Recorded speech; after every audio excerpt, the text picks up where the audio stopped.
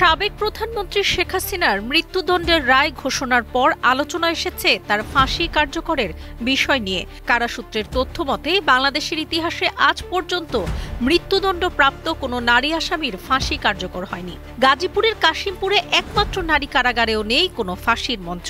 রোববার আন্তর্জাতিক অপরাধ ট্রাইব্যুনাল প্রাঙ্গণে প্রসিকিউটর গাজী মনোয়ার হোসেন জানান, সিআরপিসিতে জামিন প্রদানের ক্ষেত্রে নারী, অসুস্থ, কিশোর, বালক, শিশুদের অগ্রাধিকার দেওয়া হয়, কিন্তু রায় দেওয়ার ক্ষেত্রে নারীকে সাধারণ আইনেও কোনো আলাদা অগ্রাধিকার দেওয়া হয় না।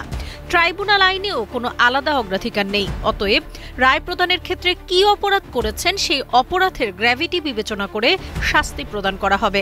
বিশেষজ্ঞদের মতে ফাঁসির ক্ষেত্রে নারীদের আইনত কোনো বাধা নেই। বাংলাদেশে নারীদের ফাঁসি কার্যকর না হওয়ার মূল কারণ হল উচ্চ আদালতের শাস্তি হ্রাসের প্রবণতা, আইনি বিধানে বিশেষ বিবেচনা, রাষ্ট্রপতির কাছে ক্ষমা আবেদন না পৌঁছানো, ফাঁসির মঞ্চের অভাব এবং সামাজিক সাংস্কৃতিক দৃষ্টিভঙ্গি।